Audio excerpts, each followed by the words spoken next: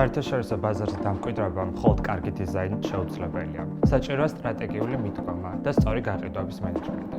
მე გიორგი ჩევინა ვარ. მოდით მენეჯმენტსა და საერთაშორისო გაყიდვებში მრავალწლიანი გამოცდილებით ვეხმარები ქართულ ბრენდებს უცხოურ ბაზარზე შესვლაში.